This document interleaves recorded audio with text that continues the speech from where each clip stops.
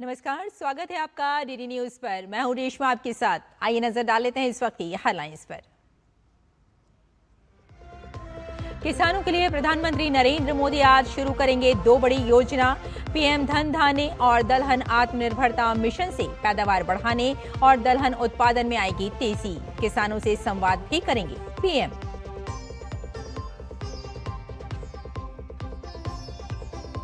बिहार चुनाव को लेकर आज शाम तक एनडीए में सीट बंटवारे का ऐलान संभव। उम्मीदवारों पर चर्चा के लिए बीजेपी ने बुलाई कोर ग्रुप की बैठक। चिराग पासवान अपने संसदीय बोर्ड में लेंगे अंतिम फैसला।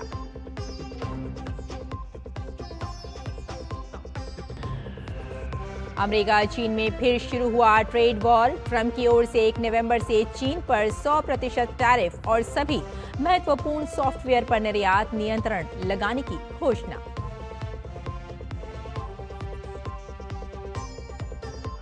केरल, कर्नाटक, आंध्र प्रदेश, तमिलनाडु समेत दक्षिण के कई इलाकों में मूसलाधार बारिश के आसार। मणिपुर, मिजोरम और त्रिपुरा में भी तेज बारिश की संभावना। मछुआरों को समुद्र में न जाने की सलाह। और दिल्ली में वेस्टइंडीज के खिलाफ दूसरे टेस्ट का दूसरा दिन भारत के लिए अच्छी नहीं रही शुरुआत। दोहरे शतक से चूके यशस्वी जायसवाल 175 रन पर लौटे पवेलियन।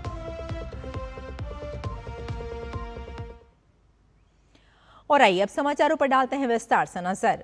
देश के किसानों को प्रधानमंत्री नरेंद्र मोदी आज 2 बड़ी सौगात देने वाले हैं। इस बार के बजट में घोषित की गई पीएम धन धान्य योजना की शुरुआत आज से होने जा रही है, जिसके तहत पैदावार के लिहाज से देश के पिछड़े 100 जिलों की पहचान करके उन्हें खेती में आगे बढ़ाया जाएगा। इसके अलावा पीएम मोदी देश को दलहन के क्षेत्र में भी आत्मनिर्भर बनाने के लिए दलहन आत्मनिर्भरता योजना की शुरुआत करेंगे। लोकनायक जयप्रकाश नारायण की जयंती के अवसर पर प्रधानमंत्री नरेंद्र मोदी इन दोनों बड़ी पहल की शुरुआत करके देश के अन्नदाताओं को बड़ा सबल प्रदान करेंगे।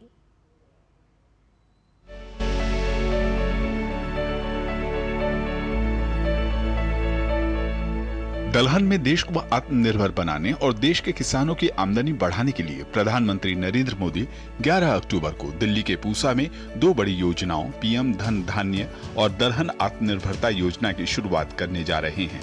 इस अवसर पर पीएम मोदी किसानों से संवाद भी करेंगे और उन्हें सम्मानित भी करेंगे। इस कार्यक्रम की जानकारी देते हुए केंद्रीय कृषि मंत्री शिवराज सिंह चौहान ने कहा कि अब भारत की कृषि पिछली सरकारों से नहीं बल्कि वैश्विक मानदंडों पर आंकी जाएगी। उनका कहना है कि प्रधानमंत्री मोदी के नेतृत्व में भारत दुनिया का फूड बास्केट बनने की दिशा में आगे बढ़ रहा है। उत्पादन बढ़ाने का सवाल है। मुझे कहते हुए गर्व है कि 2014 से लेकर अब तक कुल खाद्यान्नों का उत्पादन हम देखें तो 40% के आसपास बढ़ा है। गेहूं, चावल, मक्का, सोयाबीन, मूंगफली, इनके उत्पादन में हमने रिकॉर्ड स्थापित किए हैं। और इसी का परिणाम है कि आज गेहूं और चावल में हम पूरी तरह से आत्मनिर्भर हैं। हमारे भंडार भरे हैं। 4 लाख करोड़ से ज्यादा का हमने कृषि उत्पादों का निर्यात भी किया है। इन योजनाओं के तहत कृषि अवसंरचना कोष, पशुपालन, मत्स्य पालन और खाद्य प्रसंस्करण से जुड़ी 1100 से अधिक परियोजनाओं का उद्घाटन और शिलान्यास किया जाएगा। कुल मिलाकर 42,000 करोड़ रुपए से अधिक की ऐतिहासिक पहलें किसानों की तरक्की के लिए शुरू की जा रही हैं। दलहन आत्मनिर्भरता मिशन के तहत सरकार ने बड़ा लक्ष्य तय किया है। वर्ष 2030-31 तक दालों की बुआई का क्षेत्र 275 लाख हेक्टेयर से बढ़ाकर 310 लाख हेक्टेयर किया जाएगा। दालों का उत्पादन 242 लाख टन से बढ़ाकर 350 लाख टन का लक्ष्य तय किया गया है। उत्पादकता बढ़ाने के लिए अच्छे बीज किसानों तक मिनी किट्स के रूप में पहुंचाए जाएंगे। जल्द ही 126 लाख क्विंटल प्रमाणित बीज किसानों को दिए जाएंगे, जिनमें से 88 लाख बीज किट निशुल्क वितरित होंगे। 2030-31 तक हम दालों के एक तो क्षेत्रफल को, जो दालें जितने एरिया में बोई जाती हैं, ओवरऑल हम क्षेत्रफल भी बढ़ाएंगे। अभी जो क्षेत्रफल है वह 275 लाख हेक्टर, इसको बढ़ा के 310 लाख हेक्टर किया जाएगा। ये हमने टारगेट रखा है। मोदी सरकार ने देश में ऐसे 100 जिलों को चिन्हित किया है जहां उत्पादकता अपेक्षाकृत कम है।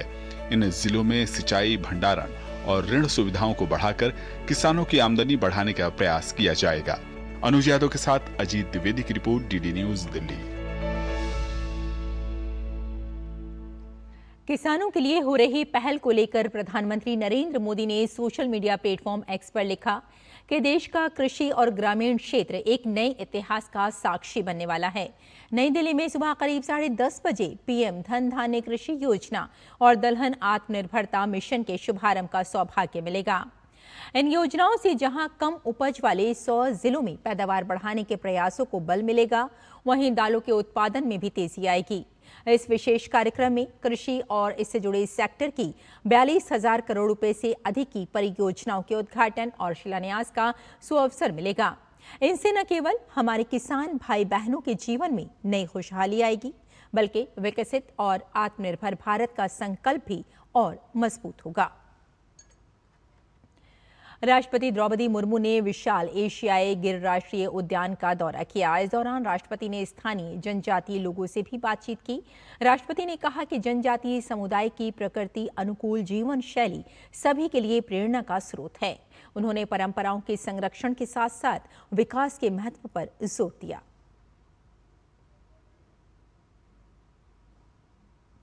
और बिहार में चुनावी सरगर्मी बढ़ने लगी है। नामांकन का दौर शुरू तो हो गया है, लेकिन मसला अभी सीट शेयरिंग पर फंसा है। हालांकि कहा यह जा रहा है कि एनडीए के घटक दलों में इस पर सहमति बन चुकी है। पटना में आज शाम तक एनडीए के सहयोगियों के बीच सीट बंटवारे के भी ऐलान किए जाने की खबरें हैं। इस बीच दिल्ली में आज बीजेपी कोर कमेटी की बैठक बुलाई गई है, जिसमें उम्मीदवारों के नाम पर चर्चा होगी और उन्हें अंतिम रूप दिया जाएगा। बैठक की अध्यक्षता पार्टी के अध्यक्ष जेपी नड्डा करेंगे। कोर ग्रुप की बैठक में गृह मंत्री अमित शाह और कोर कमेटी के अन्य सदस्यों सहित पार्टी के वरिष्ठ नेता भी शामिल होंगे। इसके बाद बीजेपी केंद्रीय चुनाव समिति की बैठक भी जल्द बुलाई जाएगी। चर्चा है कि 1-2 दिनों में बीजेपी बिहार विधानसभा के लिए उम्मीदवारों के नाम का ऐलान कर देगी। वहीं एनडीए में बीजेपी के सहयोगी दल एलजेपी रामविलास ने भी आज संसदीय बोर्ड की बैठक बुलाई है। पार्टी के अध्यक्ष चिराग पासवान की मौजूदगी में इस बैठक में चुनावी रणनीति पर बात होगी। ये बैठक दिल्ली स्थित केंद्रीय कार्यालय में सुबह 11 बजे शुरू होगी। दरअसल खबरें आ रही थी कि चिराग पासवान बीजेपी से नाराज चल रहे हैं, लेकिन कल उन्होंने साफ कर दिया कि जहां प्रधानमंत्री नरेंद्र मोदी खड़े हैं, वहां उन्हें अपने सम्मान की चिंता करने की जरूरत नहीं है। पासवान ने कहा कि जल्द ही सारी घोषणा कर दी जाएगी। पार्टी की सांसद शंभवी चौधरी ने सीट शेयरिंग पर कहा कि चिराग पासवान जो भी निर्णय लेंगे वो अंतिम होगा। हमारे राष्ट्राध्यक्ष जी ने कहा है कि उनकी लगातार बातचीत चल रही है और हम लोग जितने भी पार्टी के सभी सांसद और पदाधिकारी हैं, उन्होंने हमारे राष्ट्राध्यक्ष जी को अधिकृत कर दिया था। जो भी उनका फैसला होगा वो अंतिम फैसला होगा। अब क्योंकि चुनाव है, ऐसी बैठकें पार्टियों में होती रहती हैं, उसी में हम लोग अभी जा रहे हैं। जैसे ही कुछ होगा आप सबको सूचित कर दिया जाएगा। सब अच्छे से पहले ही अच्छे से समन्वय तरीके से हो जाए, यही हम लोग का टारगेट है। उधर बिहार में कांग्रेस प्रचार समिति के अध्यक्ष और वरिष्ठ नेता अखिलेश प्रसाद सिंह ने कहा कि महागठबंधन में भी सीटों का समझौता हो चुका है और जल्द ही इसकी घोषणा की जाएगी। आरजेडी ने कांग्रेस की हां और ना के बीच अपने नेता तेजस्वी यादव को मुख्यमंत्री का चेहरा घोषित कर दिया। आरजेडी के राष्ट्रीय अध्यक्ष लालू प्रसाद की अध्यक्षता में पार्टी ने केंद्रीय संसदीय बोर्ड की बैठक में प्रस्ताव लाकर इसे पारित कर दिया। महागठबंधन में दूसरी बड़ी पार्टी कांग्रेस पर मनोवैज्ञानिक दबाव बनाते हुए पार्टी ने यह स्पष्ट कर दिया है कि सीएम के चेहरे को लेकर वो कोई समझौता नहीं करने वाली। महागठबंधन में सीट समझौते की घोषणा में देरी को देखते हुए सीपीआईएम ने अपने 2 मौजूदा विधायकों सत्येंद्र यादव और अजय कुमार का जो नामांकन भरने का निर्देश दिया है। वाम दल सीट समझौते में देरी से नाराज है। राष्ट्रीय जनता दल के वरिष्ठ नेता शिवानंद तिवारी, जिन्होंने 1996 में जनता दल के साथ विधायक के रूप में शुरुआत की थी, 1970 के दशक में आपातकाल विरोधी आंदोलन में जयप्रकाश नारायण और कई अन्य नेताओं के करीबी थे। उनसे बात की थी है हमारे संवाददाता कुमार आलोक ने, जिन्होंने तेजस्वी के हर घर सरकारी नौकरी देने के वादे पर भी अपनी राय दी है। वर्तमान राजनीतिक परिस्थिति जो बिहार की है और महागठबंधन और खासकर एनडीए के बीच जो लड़ाई है, उसके लिए हम बात करेंगे महान समाजसेवी और सामाजिक धारा के अग्रदूत शिवानंद तिवारी जी। घोषणा की कि हम जब हमारी सरकार बनेगी तो प्रत्येक परिवार से एक व्यक्ति को नौकरी दी जाएगी। तो क्या यह संभव है सर? हम नहीं कर सकते हैं। अब तेजस्वी जी ने किस आधार पर, देखिए हम रोजनामा के राजनीति से बिल्कुल अलग हो गए। हमारा शरीर भी इजाज़त नहीं देता है, मेरी उम्र भी इजाज़त नहीं देती है, तो इसलिए हमारा जाना आना भी बंद है। हम लालू यादव के यहाँ भी गए हुए हमको महीनों हो गया।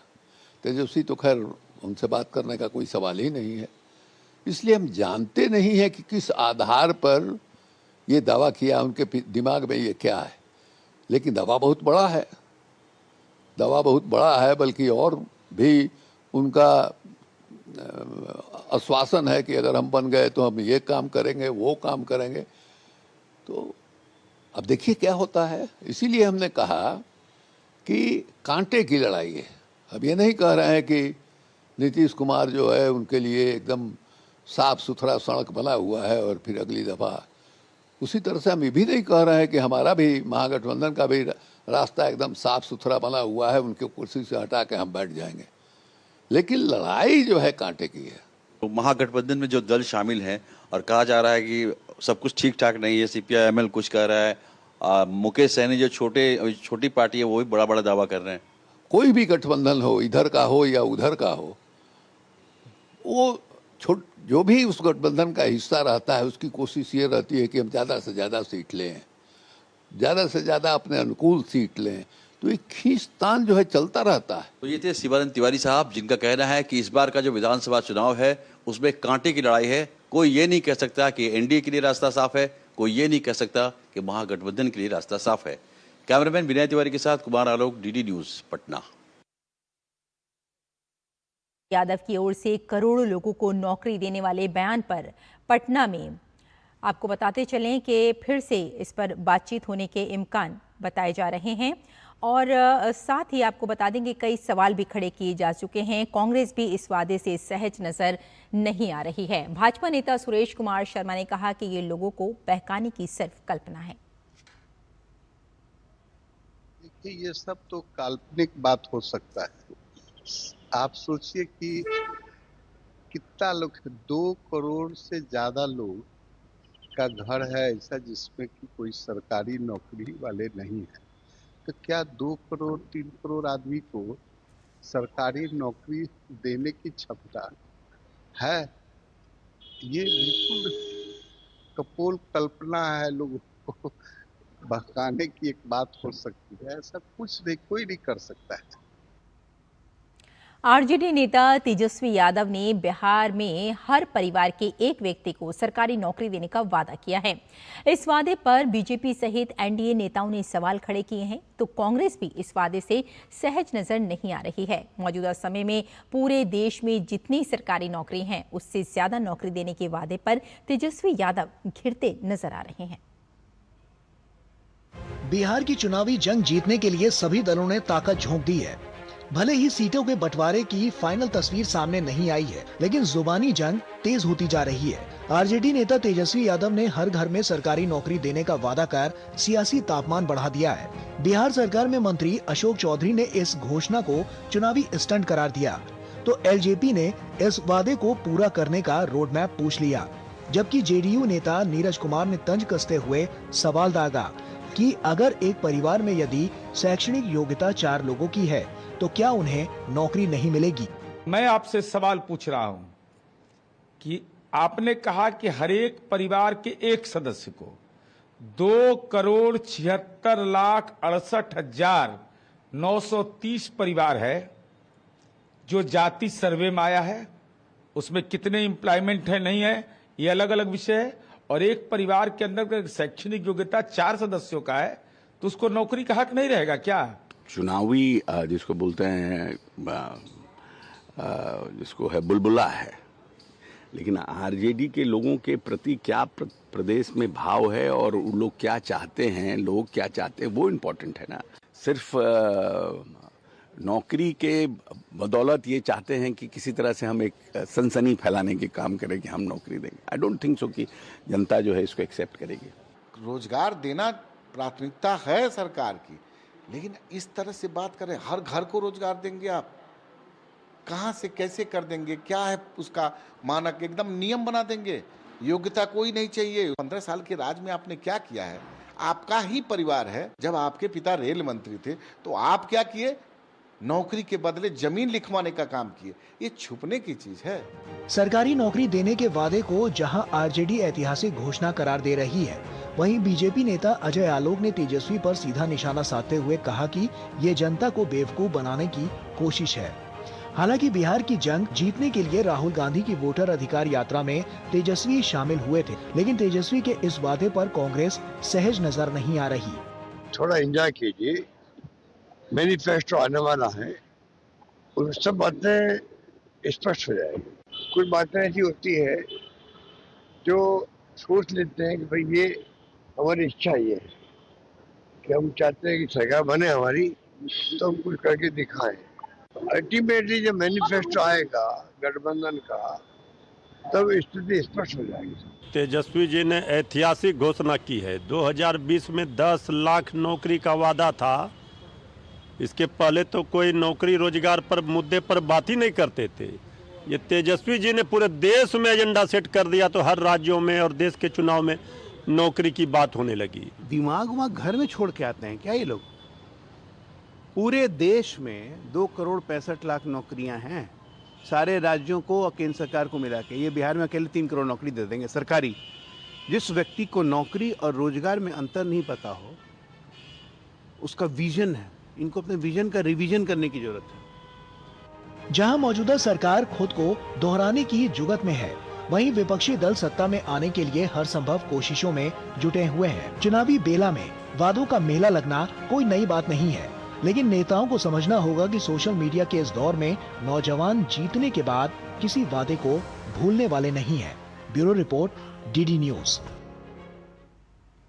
और बुलेटिन में यहाँ रुकते हैं एक छोटे से ब्रेक के लिए, जल्द हाजिर होते हैं। आप देखते रहिए डीडी न्यूज।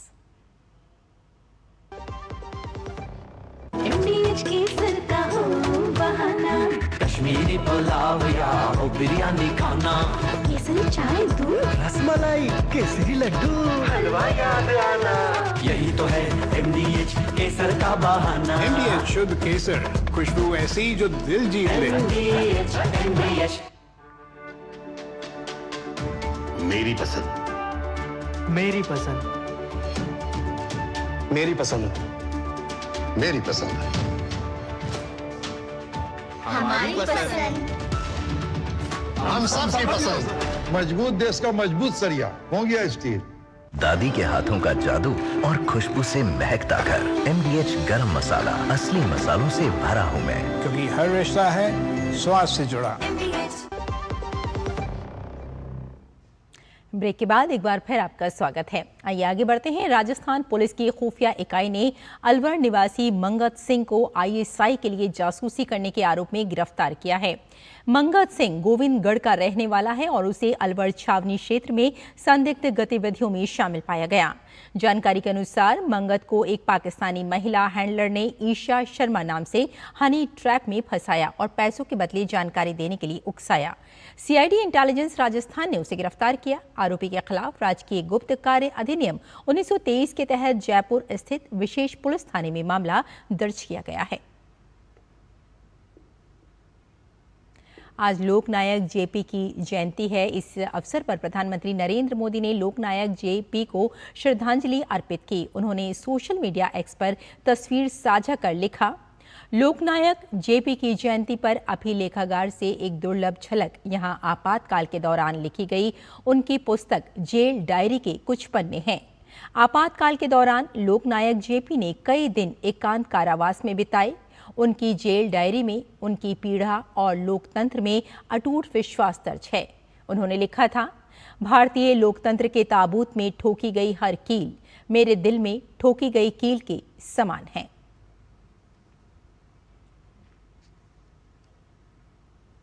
प्रधानमंत्री नरेंद्र मोदी ने लोकनायक जयप्रकाश नारायण की जयंती पर उन्हें श्रद्धांजलि दी है और एक वीडियो भी साझा किया है। जयप्रकाश जी के जीवन को कालखंड कर हम देखें तो ध्यान में आता है कि इतने उतार चढ़ाव और निराशा आना बहुत स्वाभाविक होता है। उस उम्र में उस व्यक्ति में वो चेतना थी कि देखा देश का हाल, फिर खड़े हो गए, फिर मैदान में आ गए, संपूर्ण क्रांति का विचार लेकर के आ गए और लाठी गोली जुल्म के बीच आ गए। मैं समझता हूं सार्वजनिक जीवन में काम करने वाले व्यक्ति के जीवन में परिस्थितियों से कभी निराश नहीं होना चाहिए। इससे बड़ा जयप्रकाश जी का कोई संदेश नहीं हो सकता है। आज उनके जन्म जयंती पर हम यही उनसे प्रणाम करते हुए कहें कि हमें शक्ति दो, संपूर्ण क्रांति का मंत्र संपूर्ण विकास क्रांति के मंत्र के रूप में परिवर्तित हो। हम सच अर्थ में सबका साथ सबका विकास इसी मंत्र को लेकर के राष्ट्र को नई ऊंचाइयों पर ले जाएं, लोकतंत्र के मूल्यों को और अधिक ताकतवर बना करके चले। यही आशीर्वाद उनसे मिलते रहे।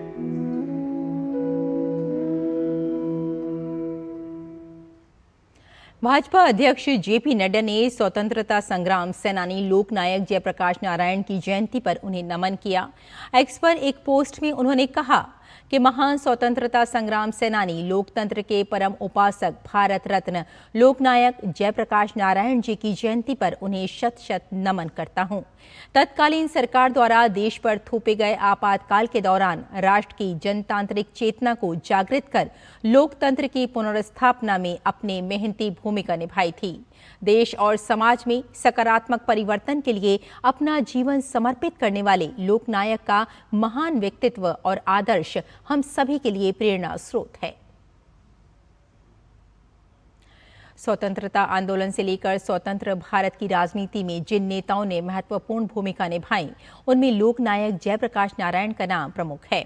बिहार के एक छोटे से गांव में जन्मे जयप्रकाश नारायण के लोकनायक बनने की कहानी बड़ी दिलचस्प है।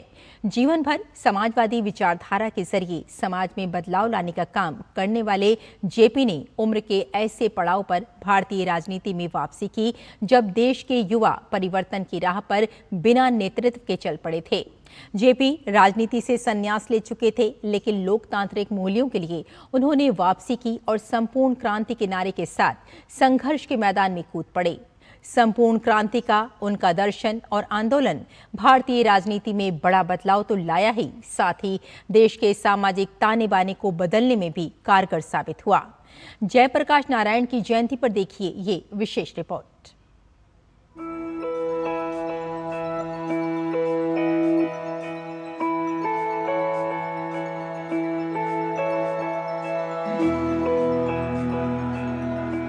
अपने जीवन में संतों जैसा सम्मान केवल दो नेताओं ने प्राप्त किया, एक महात्मा गांधी थे तो दूसरे जयप्रकाश नारायण। इसलिए जब सक्रिय राजनीति से दूर रहने के बाद जेपी ने 1974 में सिंहासन खाली करो कि जनता आती है के नारे के साथ वो मैदान में उतरे तो सारा देश उनके पीछे चल पड़ा, जैसे किसी संत महात्मा के पीछे चल रहा हो। लोकनायक जयप्रकाश नारायण ने अपने विचार, दर्शन, उच्च आदर्श और अनोखे व्यक्तित्व से न सिर्फ देश की दिशा तय की, बल्कि आम आदमी की कल्पनाशीलता को भी जगाया। जेपी आंदोलन के नाम से मशहूर संपूर्ण क्रांति आजाद भारत में पहला सबसे बड़ा जन आंदोलन था, जिसने इंदिरा गांधी की सरकार को हिला दिया, नेताओं की एक नई पीढ़ी को जन्म दिया और राजनीतिक जीवन में ईमानदारी लाने की कोशिश की। जयप्रकाश नारायण का जन्म 11 अक्टूबर 1902 को बिहार के सारण जिले के सिताब दियारा गांव में हुआ था। स्कूली शिक्षा पटना के कॉलेजिएट स्कूल से हुई। बाद में कॉलेजिएट स्कूल छोड़कर बिहार विद्यापीठ में दाखिला ले लिया। 1920 में 18 वर्ष की उम्र में उनका विवाह प्रभावती देवी से हुआ। बिहार विद्यापीठ से पढ़ाई करने के बाद 1922 में उच्च शिक्षा के लिए अमेरिका चले गए। अमेरिका में पढ़ाई का खर्च उठाने के लिए उन्होंने खेतों, कंपनियों, होटलों में काम किया। उन्होंने अमेरिका से ही बीए और एमए की डिग्री हासिल की। अमेरिका से वापस लौटने के बाद 1929 में वो भारतीय राष्ट्रीय कांग्रेस में शामिल हो गए। ब्रिटिश शासन के खिलाफ सविनय अवज्ञा आंदोलन में सक्रिय रूप से भाग लेने पर 1932 में उन्हें जेल जाना पड़ा। 1932 में नासिक जेल में कारावास के दौरान उनका संपर्क अनेक समाजवादी नेताओं से हुआ। दिसंबर 1939 में कांग्रेस सोशलिस्ट पार्टी के महासचिव के रूप में जयप्रकाश ने लोगों से आह्वान किया कि दूसरे विश्व युद्ध का फायदा उठाते हुए भारत में ब्रिटिश शोषण को रोका जाए और ब्रिटिश सरकार को उखाड़ फेंका जाए। इस वजह से अंग्रेजों ने उन्हें 9 महीनों के लिए दोबारा जेल में डाल दिया। 1942 में जब भारत छोड़ो आंदोलन शुरू हुआ तब जेपी ने राम मनोहर लोहिया और अरुणा आसफ अली के साथ मिलकर आंदोलन को चलाया। हालांकि जल्द ही उन्हें गिरफ्तार कर लिया गया और हजारीबाग सेंट्रल जेल में रखा गया था। लेकिन 9 नवंबर 1942 को दिवाली के मौके पर वो अपने 6 साथियों के साथ जेल से फरार हो गए। इसके बाद स्वतंत्रता आंदोलन के लिए जयप्रकाश नारायण ने भूमिगत होकर सक्रिय रूप से काम किया। ब्रिटिश शासन के अत्याचार से लड़ने के लिए नेपाल में उन्होंने एक आजाद दस्ता बनाया। कुछ महीनों के बाद सितंबर 1943 में उन्हें फिर से गिरफ्तार कर लिया गया और अप्रैल 1946 में वो रिहा हुए।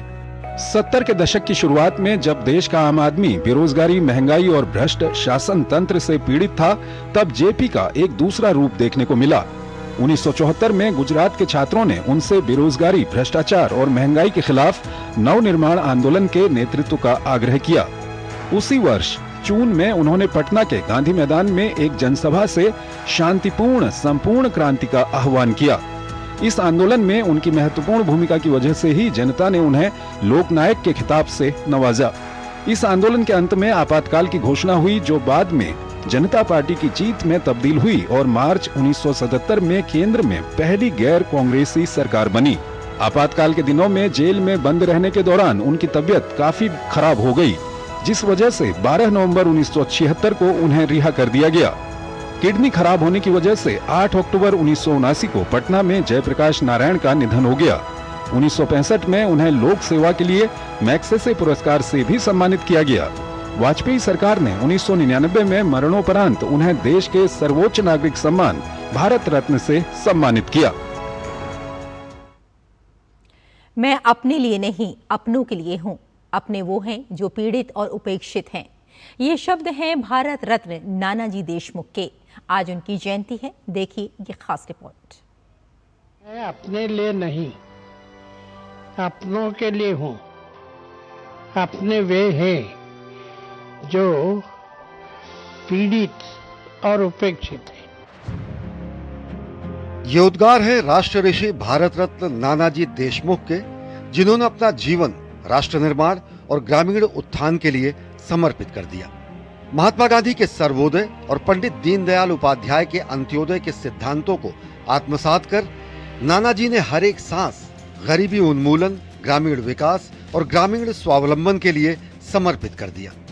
चाहे एक राजनीतिज्ञ के रूप में राष्ट्र सेवक रूप हो या फिर एक स्वयं सेवक के रूप में समाज सेवक स्वरूप, नानाजी के चिंतन, मनन और कार्यान्वयन के केंद्र में सदैव ग्राम स्वराज की स्थापना रही।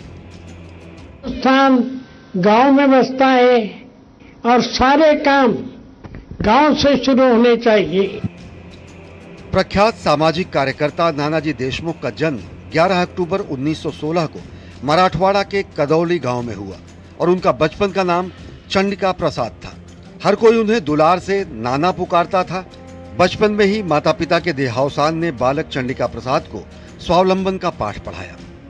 बेहद मेधावी रहे नानाजी ने उच्च शिक्षा के लिए 1939 में बिरला कॉलेज में प्रवेश लेने के लिए राजस्थान के पिलानी का रुख किया, लेकिन नियत ने उनके लिए कुछ और निर्धारित कर रखा था।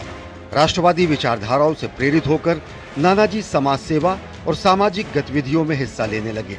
राष्ट्रीय स्वयंसेवक संघ के संस्थापक डॉक्टर केशव बलिराम हेडगेवार से प्रेरित होकर नानाजी देशमुख राष्ट्रीय स्वयंसेवक संघ से संबद्ध हुए। 15 अगस्त 1940 से नानाजी ने उत्तर प्रदेश के गोरखपुर में संघ कार्य प्रारंभ किया और कालांतर में उत्तर प्रदेश के प्रांत प्रचारक बने। गोरखपुर में ही नानाजी ने देश के पहले संस्कार विद्यालय सरस्वती शिशु मंदिर की स्थापना की। विपरीत परिस्थितियों पर विजय प्राप्त करने की अपनी असाधारण योग्यता से उन्होंने संघ की शाखाओं का तेजी से विस्तार किया। स्वतंत्रता के बाद जनसंघ की स्थापना के दौरान नानाजी ने एक प्रतिबद्ध संगठनकर्ता और एक कुशल राजनीतिज्ञ के रूप में अपनी उत्कृष्टता को साबित किया। नानाजी देशमुख गैर कांग्रेसी राजनीति का प्रमुख केंद्र बन गए और पंडित दीनदयाल उपाध्याय के एक सुयोग्य और अभिन्न साथी। 1968 में पंडित जी के असामयिक निधन के बाद उन्होंने उनकी स्मृति में पंडित दीनदयाल शोध संस्थान की स्थापना की और उसके माध्यम से एक वैचारिक संवाद की शुरुआत की। नानाजी देशमुख ने जेपी आंदोलन में जनभावना जगाने में प्रमुख भूमिका निभाई और वे लोकनायक जयप्रकाश नारायण के घनिष्ठ मित्र रहे। आपातकाल में जेल, जनता पार्टी की स्थापना और 1977 में जनता पार्टी के सत्ता में आने पर मंत्रिमंडल में शामिल किए जाने के प्रस्ताव को ठुकराना नानाजी देशमुख के विलक्षण व्यक्तित्व का उदाहरण है। 1978 में नानाजी ने सक्रिय राजनीति छोड़ने की घोषणा की और सामाजिक पुनर्निर्माण के लिए अपनी संपूर्ण ऊर्जा और अनुभव को सार्वजनिक जीवन के प्रति समर्पित कर दिया। महात्मा गांधी और दीनदयाल उपाध्याय के मार्गदर्शन के अनुसार गांव-गांव में प्रत्येक आबादी को स्वावलंबी और स्वाभिमानी और कर्तृत्ववान बनाने का प्रयास किया। नानाजी देशमुख ने अपना समूचा जीवन एकात्म मानववाद के दर्शन को वास्तविकता के धरातल पर उतारने में लगाया। नानाजी ने भूदान आंदोलन में भी बढ़-चढ़कर योगदान दिया। नानाजी देशमुख ने ग्रामीण शिक्षा, स्वास्थ्य और ग्रामीण आत्मनिर्भरता के क्षेत्र में अतुलनीय कार्य किया। नानाजी की तपस्थली चित्रकूट उनके ग्रामीण विकास की संकल्पना की जीती जागती मिसाल है, जहां उन्होंने चित्रकूट ग्रामोदय विश्वविद्यालय की स्थापना की, जो भारत का पहला ग्रामीण विश्वविद्यालय है। नानाजी का ग्रामीण विकास का चित्रकूट मॉडल अंतर्राष्ट्रीय स्तर पर सामाजिक पुनर्निर्माण का प्रसिद्ध उदाहरण है। 27 फरवरी 2010 को नानाजी देशमुख का निधन हो गया और उनकी वसीयत के अनुसार उनके शरीर को मेडिकल छात्रों को शोध के लिए दान कर दिया गया। वर्ष 1999 में राष्ट्र की असाधारण सेवा के लिए उन्हें पद्म विभूषण से सम्मानित किया गया और राष्ट्र और समाज के प्रति उनके अतुलनीय योगदान को देखते हुए 2019 में उन्हें भारत रत्न सम्मान से अलंकृत किया गया। नानाजी देशमुख आधुनिक भारत के ऐसे राष्ट्र ऋषि थे जिन्होंने न केवल अपना समूचा जीवन राष्ट्र के लिए समर्पित किया, बल्कि राष्ट्र निर्माण के लिए वे पीढ़ी दर पीढ़ी लोगों को प्रेरित करते रहेंगे। Ashwini Kumar Mishra, DD news, Delhi. और राष्ट्रीय स्वयंसेवक संघ की स्थापना के 100 वर्ष पूरे होने के उपलक्ष्य में केंद्र सरकार ने विशेष स्मारक सिक्के और डाक टिकट जारी किए हैं। वित्त मंत्री निर्मला सीतारमण के कार्यालय ने सोशल मीडिया प्लेटफॉर्म पर एक पोस्ट में कहा कि राष्ट्रीय स्वयंसेवक संघ की स्थापना के 100 वर्ष पूरे होने के उपलक्ष्य में भारत सरकार ने सेवा, एकता और समर्पण की एक शताब्दी के सम्मान में विशेष स्मारक सिक्के और डाक टिकट जारी किए हैं। ये विशेष स्मारक सिक्के कोलकाता मिंट की वेबसाइट से ऑनलाइन ऑर्डर किए जा सकते हैं, जबकि स्मारक डाक टिकट पूरे भारत में स्थित फ्लेटली ब्यूरो में उपलब्ध हैं। और यहाँ रुकते हैं एक छोटे से ब्रेक के लिए, जल्द हाजिर होते हैं।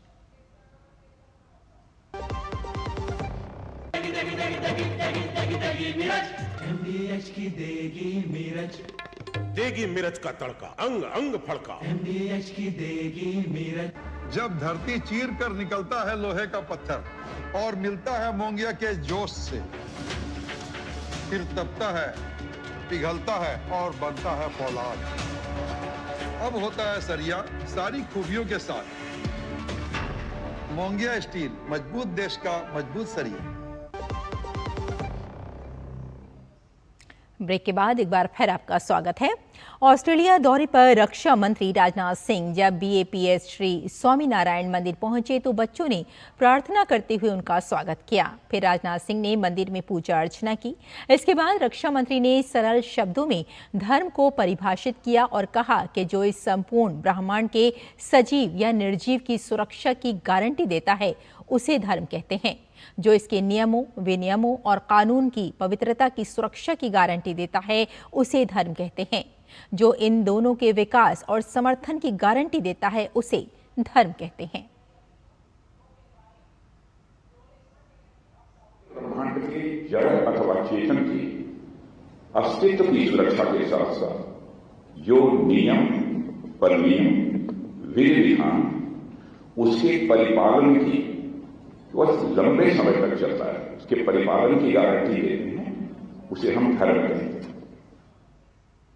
भगवान बुद्ध के पवित्र अवशेषों को लेकर विशेष भारतीय प्रतिनिधिमंडल रूस रवाना हो गया है। इस दल का नेतृत्व उत्तर प्रदेश के उप मुख्यमंत्री केशव प्रसाद मौर्य कर रहे हैं। उनके साथ 43वें शाक्य त्रिजिन ज्ञान वज्र रिनपोचे के नेतृत्व में 11 वरिष्ठ भारतीय भिक्षु भी इस दल में शामिल हैं। ये अवशेष 11 से 18 अक्टूबर तक कलमेकिया की राजधानी एलेस्टा में आयोजित प्रदर्शनी में प्रदर्शित किए जाएंगे।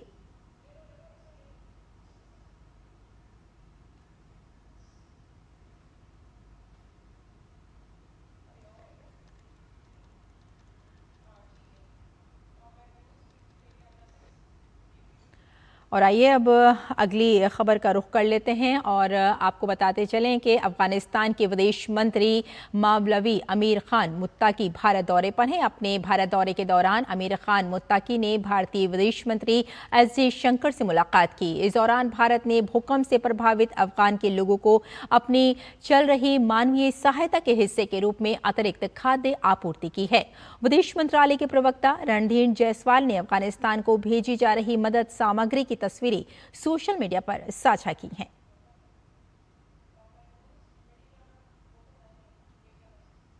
अमेरिका के राष्ट्रपति डोनाल्ड ट्रंप ने कहा कि अगले महीने से चीन से आयातित वस्तुओं पर 100% अतिरिक्त शुल्क लगाया जाएगा। ये शुल्क बहुमूल्य दुर्लभ खनिजों पर चीन के नए निर्यात नियंत्रण के जवाब में होगा। ट्रंप ने कहा कि ये अतिरिक्त शुल्क 1 नवंबर से लागू हो जाएंगे। ये 100% शुल्क चीन से आने वाले सामानों पर अमेरिका के 30% शुल्क में जुड़ जाएगा, यानी चीन के आयात पर कुल शुल्क दर 130% होगी। राष्ट्रपति ट्रंप ने बाद में सुझाव दिया कि अगर चीन अपने निर्यात नियंत्रण हटा लेता है तो वे शुल्क वापस ले सकते हैं। उन्होंने इस महीने के अंत में दक्षिण कोरिया में होने वाले एशिया प्रशांत आर्थिक सहयोग शिखर सम्मेलन से अलग चीन के राष्ट्रपति शी जिनपिंग के साथ होने वाली बैठक से भी हटने की धमकी दी।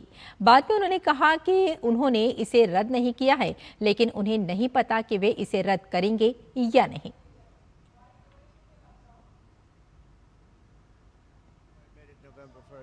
We'll see what happens. Yeah, we have airplanes, we have airplane parts. You remember that from last time. And we were just surprised that China have a very good relationship with President Xi, and they did that. This is not something that I, instigated. This was just a response to something that they did, and they didn't really aim it at us. They aimed it at the whole world. और France के राष्ट्रपति Emmanuel Macron ने Sebastian Locarno को फिर से प्रधानमंत्री के रूप में नियुक्त किया है। लेकॉर्नो ने हाल ही में इस्तीफा दिया था, लेकिन अब राष्ट्रपति ने उन्हें फिर सरकार बनाने और बजट तैयार करने की जिम्मेदारी दी है। यह कदम देश में बढ़ते राजनीतिक और आर्थिक संकट को संभालने की कोशिश माना जा रहा है। लेकॉर्नो की दोबारा नियुक्ति कई दिनों की बातचीत के बाद हुई है। ये जिम्मेदारी मिलने के बाद लेकॉर्नो ने कहा कि वो वर्ष के अंत तक फ्रांस को बजट उपलब्ध कराने और आम नागरिकों की रोजमर्रा की समस्याओं का जो समाधान है उसे करने की कोशिश करेंगे। अमेरिका के टेनेसी में एक सैन्य विस्फोटक संयंत्र में जोरदार धमाका हुआ है, जिसमें 19 लोगों के मारे जाने या लापता होने की खबरें सामने आ रही हैं। हम्फ्रीज काउंटी के शेरिफ क्रिस डेविस ने बताया कि विस्फोट के बाद 4-5 लोगों को अस्पताल में भर्ती कराया गया है। राहत और बचाव कार्य जारी है। विस्फोट के कारणों की अभी पुष्टि नहीं हो पाई है। और नोबेल शांति पुरस्कार की घोषणा हो गई है। ये पुरस्कार वेनेजुएला की मारिया कोरिना मचाडो को दिया जाएगा। मचाडो के नाम का ऐलान करते हुए नोबेल कमेटी ने कहा कि हमने हमेशा बहादुरों को सम्मानित किया है। नोबेल कमेटी ने कहा कि मचाडो ने वेनेजुएला में लोकतंत्र में ऐसे भविष्य की उम्मीद जगाई है जहां नागरिकों के मूल अधिकार सुरक्षित हों। वेनेजुएला की मारिया कोरिना मचाडो को इस वर्ष शांति के नोबेल पुरस्कार से नवाजा जाएगा। मारिया मचाडो लोकतंत्र समर्थक हैं और अपने देश में 20 साल से लोकतंत्र के लिए शांतिपूर्वक संघर्ष कर रही हैं। वे वेनेजुएला में तानाशाही खत्म कर लोकतंत्र की पूर्ण बहाली के लिए प्रयासरत हैं। मचाडो ने सुमाते संगठन की भी स्थापना की है, जो लोकतंत्र की बेहतरी के लिए काम करता है। वे देश में निष्पक्ष चुनावों की मांग करती रही हैं। वर्ष 2024 में मारिया मचाडो वेनेजुएला में राष्ट्रपति पद की दावेदार थीं, लेकिन उनकी उम्मीदवारी रद्द कर दी गई थी। मारिया ने वेनेजुएला में विपक्ष को एकजुट किया, सैन्यकरण के खिलाफ लगातार आवाज उठाई और लोकतंत्र को समर्थन दिया। ये तीनों ही काम शांति के नोबेल पुरस्कार की शर्तों को पूरा करने वाले रहे। मचाडो को वेनेजुएला की आयरन लेडी कहा जाता है। अमेरिकी राष्ट्रपति डोनाल्ड ट्रंप भी मचाडो को स्वतंत्रता सेनानी कह चुके हैं। नोबेल कमेटी ने माना कि मचाडो आजादी की साहसी रक्षक हैं, जो सत्तावादी ताकतों के कब्जे का विरोध लगातार कर रही हैं। To Maria Corina Machado। Maria Corina Machado साल 2010 से 2014 तक वेनेजुएला की नेशनल असेंबली की सदस्य रह चुकी हैं। वर्तमान में मारिया मचाडो विपक्ष की नेता हैं। उन्हें 2024 में यूरोपीय संघ के सखारोव पुरस्कार से भी सम्मानित किया गया था। उन्होंने इंडस्ट्रियल इंजीनियरिंग में डिग्री हासिल की है और येल यूनिवर्सिटी से पब्लिक पॉलिसी में भी कोर्स किया है। नोबेल पुरस्कार समिति ने उनके नाम का ऐलान करते हुए कहा कि वे वेनेजुएला में ऐसे भविष्य की आशा का प्रतिनिधित्व करती हैं जहां नागरिकों की आवाज सुनी जाएगी। Bureau report, TD news. और जम्मू कश्मीर के रामबन में एनडीआरएफ की 13वीं बटालियन ने सुरक्षा जागरूकता कार्यक्रम का आयोजन किया। एनडीआरएफ, एसडीआरएफ और महिला आपदा प्रबंधन समिति के साथ मिलकर प्रशिक्षण कार्यक्रम आयोजित किए गए। इन आयोजनों का उद्देश्य महिलाओं को आपदा की स्थिति में तत्काल राहत पहुंचाने के लिए तैयार करना है। 13वीं बटालियन एनडीआरएफ के एसआई कामता ठाकुर ने कहा कि हर जिले के प्रत्येक स्कूल में जाकर छात्रों के लिए ये जागरूकता कार्यक्रम चला रहे हैं और ये 15 दिनों का कार्यक्रम है। जिला रामबन में हमारे 15 दिन का प्रोग्राम है और हर तहसील में हमारा प्रोग्राम है। सीपी और एसएसपी करके लोगों को जागरूक कर रहे हैं कि डिजास्टर होने पर किस तरह से अपने आप को बचाना है और पास पड़ोस के लोगों को किस तरह से बचाना है। हाँ, कहीं डिजास्टर होता है तो घबराए नहीं, संयम रखे और ज्यादा जल्द से जल्द उस आदमी को एवोकेट करे और हॉस्पिटल तक पहुंचाए। और देश के कई हिस्सों में मौसम का मिजाज तेजी से बदल रहा है। दिल्ली एनसीआर में सुबह और रात के तापमान में गिरावट के साथ हल्की ठंड महसूस की जा रही है, जबकि उत्तर प्रदेश में भी मौसम ने करवट ले ली है। आईएमडी ने नागालैंड, मणिपुर, मिजोरम और त्रिपुरा में तेज बारिश की संभावना जताई है। वहीं दक्षिण भारत में भारी बारिश की चेतावनी दी गई है। तमिलनाडु, कर्नाटक, आंध्र प्रदेश, यनम और केरल में आज से 13 अक्टूबर तक भारी बारिश होने की संभावना है। पश्चिम बंगाल के दार्जिलिंग में भारी बारिश और लैंडस्लाइड से मची तबाही के बाद हालात सामान्य होने लगे हैं। चाय बागानों के लिए प्रसिद्ध इस शहर में अब पर्यटक वापस आ रहे हैं। पहाड़ियों में घूमने पहुंचे पर्यटकों का कहना है कि दार्जिलिंग में अब सब ठीक है, हर किसी को यहां घूमने आना चाहिए। वहीं होटल मालिकों ने बताया कि घटना से पर्यटन व्यवसाय प्रभावित हुआ था, लेकिन वैकल्पिक मार्ग होने की ही वजह से पर्यटक धीरे धीरे वापस आ रहे हैं।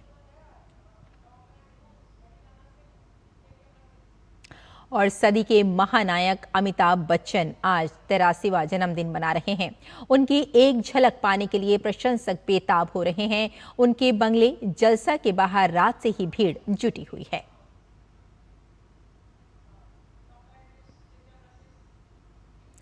1969 में 7 हिंदुस्तानी फिल्म से करियर की शुरुआत करने वाले अमिताभ बच्चन ने 200 से ज्यादा फिल्मों में काम किया। इतने लंबे करियर में भी उनकी लोकप्रियता में कोई कमी नहीं आई और आज भी लोग उनकी फिल्मों का बेसब्री से इंतजार करते हैं। उनके जन्मदिन पर ये स्पेशल रिपोर्ट देखिए।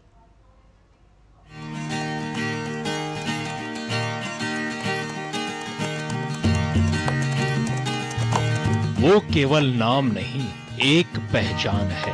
वो मात्र आवाज नहीं, एहसास है। वो जब रुपहले पर्दे पर आते हैं तो वक्त रुक सा जाता है। हम बात कर रहे हैं सदी के महानायक अमिताभ बच्चन की। 11 अक्टूबर 1942 को उत्तर प्रदेश के आज के प्रयागराज, तब के इलाहाबाद में जन्मे अमिताभ बच्चन का नाम उनके पिता प्रसिद्ध कवि हरिवंश राय बच्चन ने रखा। उनकी रोशनी आज भी पूरे भारतीय सिनेमा को रोशन कर रही है। अमिताभ बच्चन की शुरुआती शिक्षा इलाहाबाद के ज्ञान प्रबोधिनी और फिर शेरवुड कॉलेज नैनीताल से हुई, जहां उन्हें बेस्ट ऑलराउंडर स्टूडेंट का खिताब भी मिला। आगे की पढ़ाई के लिए वो दिल्ली यूनिवर्सिटी के किरोड़ीमल कॉलेज पहुंचे, जहां से उन्होंने कला में स्नातक की डिग्री प्राप्त की। लेकिन किसे पता था एक शांत स्वभाव का यह युवक आगे चलकर भारतीय सिनेमा की सबसे बुलंद आवाज बनेगा। परंपरा, प्रतिष्ठा, अनुशासन। उन्होंने साल 1969 में फिल्म 7 हिंदुस्तानी से करियर की शुरुआत की, लेकिन एक नए कलाकार की प्रतिभा सबने देखी। जंजीर, दीवार, शोले, अमर अकबर एंथनी, डॉन, त्रिशूल, कुली, सिलसिला, सत्ते पे सत्ता, मुकद्दर का सिकंदर और फिर 2000 में टीवी की दुनिया में कौन बनेगा करोड़पति के जरिए उन्होंने खुद को एक नई पीढ़ी के करीब लाकर खड़ा कर दिया। अमिताभ बच्चन ने पोलियो उन्मूलन सामाजिक अभियानों में भी भागीदारी की। वैसे तो अमिताभ बच्चन की आवाज ही इतनी दमदार है कि उनके मुख से निकला हर डायलॉग लोगों के दिलो दिमाग पर छा गया। अगर किसी ने हिलने की कोशिश की तो भून के रख दूंगा। गब्बर सिंह, अपने आदमियों से कह दो कि अपनी बंदूकें फेंक दें। नाम क्या है तुम्हारा? विजय दीनानाथ जॉन। बाप का नाम दीनानाथ जॉन। रिश्ते में तो हम तुम्हारे बाप होते हैं, नाम है शहंशाह। डॉन को पकड़ना मुश्किल ही नहीं, नामुमकिन है। मैं आज भी फेंके हुए पैसे नहीं उठाता। अमिताभ बच्चन के नाम फिल्म अग्निपथ, ब्लैक, पा और पीकू के लिए 4 राष्ट्रीय फिल्म पुरस्कार हैं। 15 से ज्यादा फिल्म फेयर अवार्ड्स भी उन्हें मिले। साल 1984 में भारत सरकार ने उन्हें पद्मश्री, साल 2001 में पद्म भूषण और साल 2015 में उन्हें पद्म विभूषण से सम्मानित किया गया। वर्ष 2019 में सदी के महानायक अमिताभ बच्चन को दादा साहब फाल्के अवार्ड से भी सम्मानित किया गया, जो कि भारतीय सिनेमा का सर्वोच्च पुरस्कार है। 5 दशकों से ज्यादा का सफर, 200 से ज्यादा फिल्में और करोड़ों दिलों की धड़कन अमिताभ बच्चन है। अमिताभ बच्चन सिर्फ एक अभिनेता नहीं, एक प्रेरणा है जो हमें सिखाते हैं कि आवाज से बड़ा कोई अस्त्र नहीं और अभिनय से बड़ी कोई साधना नहीं। और प्रतिवर्ष 11 अक्टूबर अंतर्राष्ट्रीय बालिका दिवस के रूप में मनाया जाता है, जो कि दुनिया भर में लड़कियों का सम्मान करने, उनकी आवाज और नेतृत्व को बढ़ावा देने का एक महत्वपूर्ण वैश्विक अवसर है। इस दिन पूरा विश्व लड़कियों के अधिकारों की रक्षा करने और उन्हें सशक्त करने के दृष्टिकोण से एक स्वर में एकजुट होता है। साल 2025 के अंतर्राष्ट्रीय बालिका दिवस का थीम है मैं जो लड़की हूँ, मैं जो बदलाव लाती हूँ, संकट के अग्रिम मोर्चे पर लड़कियां।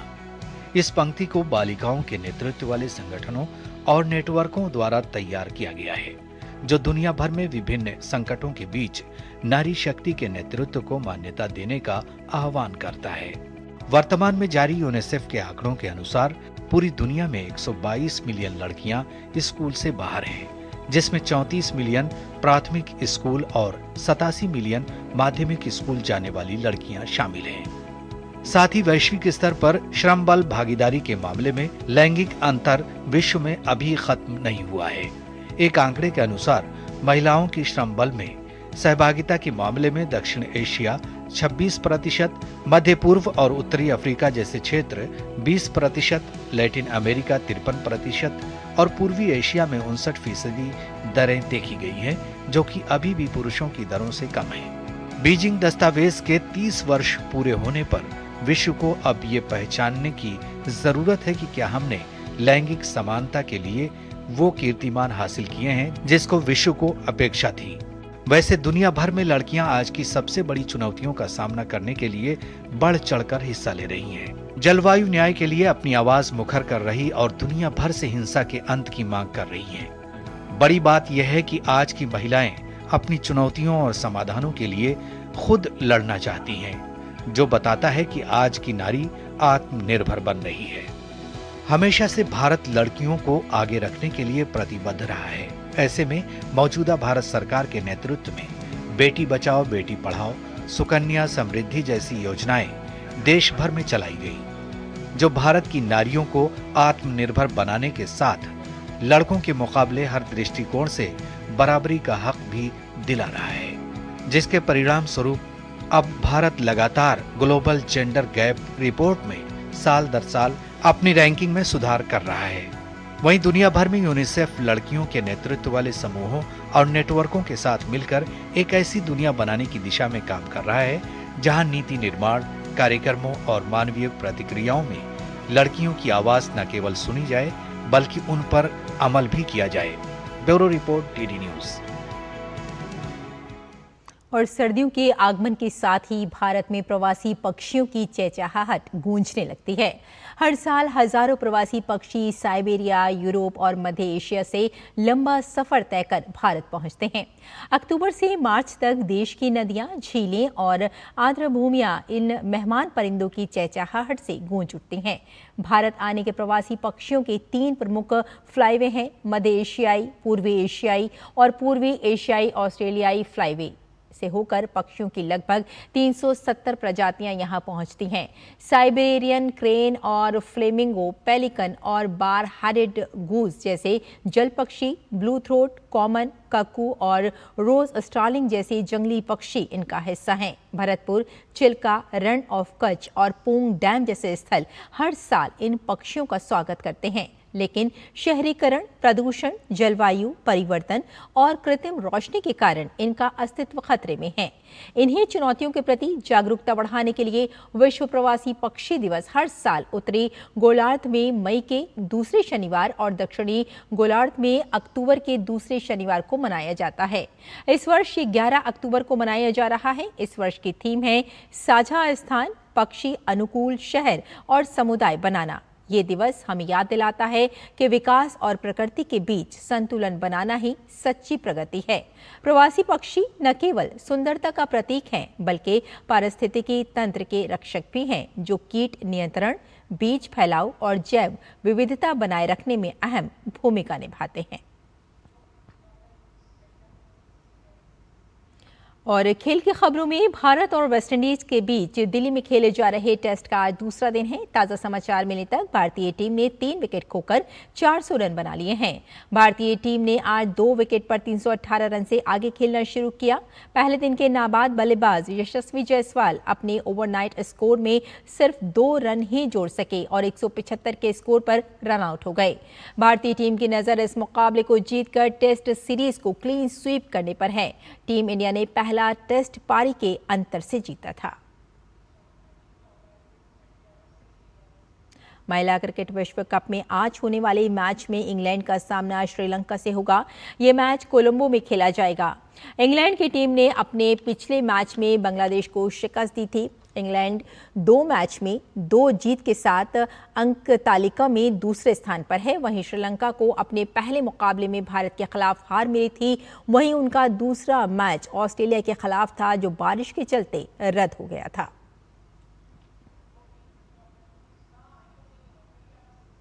महिला क्रिकेट विश्व कप में कल खेले गए मैच में न्यूजीलैंड ने बांग्लादेश को 100 रन से हरा दिया। ये इस विश्व कप में न्यूजीलैंड की पहली जीत है। इससे पहले टीम को अपने दोनों मुकाबलों में हार का सामना करना पड़ा था। न्यूजीलैंड ने पहले बल्लेबाजी करते हुए निर्धारित 50 ओवर में 9 विकेट पर 227 रन बनाए।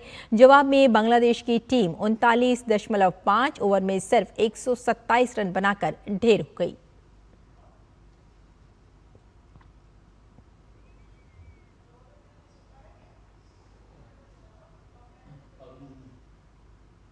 और फुटबॉल विश्व कप क्वालिफायर्स में आज पुर्तगाल का सामना आयरलैंड से होगा। ये मैच लिस्बन में खेला जाएगा। पुर्तगाल की टीम 6 अंक के साथ ग्रुप एफ में शीर्ष पर है। और 12 अक्टूबर को दिल्ली के जवाहरलाल नेहरू स्टेडियम में आयोजित होने वाली वेदांता हाफ मैराथन के लिए मेट्रो का समय बदला जाएगा। प्रतिभागियों की सुविधा के लिए दिल्ली मेट्रो की सेवाएं 4 टर्मिनल स्टेशनों से सुबह 3:15 से शुरू हो जाएंगी। इन स्टेशनों में रेड लाइन रिठाला से शहीद स्थल नया बस अड्डा तक, येलो लाइन समयपुर बादली से मिलेनियम सिटी सेंटर गुरुग्राम तक, ब्लू लाइन द्वारका सेक्टर 21 से नोएडा इलेक्ट्रॉनिक सिटी वैशाली तक और वायलेट लाइन कश्मीरी गेट से राजा नाहर सिंह तक शामिल है। इन सभी टर्मिनल पर मेट्रो सेवा सुबह 3:15 से शुरू हो जाएगी। और घर बैठे कमाई का सपना अब एक दर्दनाक हकीकत बन गया है, क्योंकि ऑनलाइन अर्निंग के नाम पर देश भर में ऑनलाइन अर्निंग और आसान पार्ट टाइम जॉब के नाम पर लाखों लोगों को साइबर ठग अपना शिकार बना रहे हैं। सोशल मीडिया पर नामी कंपनियों के नाम पर फर्जी विज्ञापन देकर लोगों से टास्क कराए जाते हैं। ऐसे में ये बेहद जरूरी है कि जब भी इस तरह के विज्ञापन सामने आए तो सावधानी बरतें। किसी भी लिंक या ऐप पर बिना जांच के क्लिक ना करें और कोई भी भुगतान करने से पहले पूरी जानकारी अवश्य प्राप्त करें। आप अगर देखोगे तो ये लोग क्या करेंगे, आपको टास्क देंगे कि आप फ्लिपकार्ट से हम हैं या मिंत्रा से हैं, हम मीशो से हैं या जेप्टो से हैं। आपको क्या करना है, गूगल पे जाना है, हमारे प्रोडक्ट को लाइक करना है और आपको हम पैसे दे देंगे। बट ये लाइक करने के लिए आपको पहले इनिशियली कुछ निवेश करने पड़ेंगे पैसे। I would call it as psychologically hack कर लिया आपका ब्रेन, कि आपको फील होगा कि मैंने जाके काम किया, इसके लिए मुझे रिटर्न मिल रहा है। तो आपको थोड़ा देखना है अपना स्किल सेट के हिसाब से कि ये चीज़ पॉसिबल नहीं है कि आपने लाइक किया और आपको एक दिन का 50 रुपये मिल रहा है। इनिशियली देंगे वो, फिर आपको बोलेंगे और ज़्यादा लाइक करके आओ, उसके लिए ज़्यादा पैसे इन्वेस्ट करो, तो दैट वुड बी और फिर जब आप बड़ा पैसा इन्वेस्ट कर दोगे तब वो लोग चले जाएंगे। कुछ सिंपल टास्क करके पैसा कमाना सुनने में कितना आसान लगता है, लेकिन इनके पीछे छिपा है इस साइबर अपराध का खतरनाक जाल। कैसे बचाएं खुद को, जानने के लिए देखिए साइबर अलर्ट आज रात 10 बजे।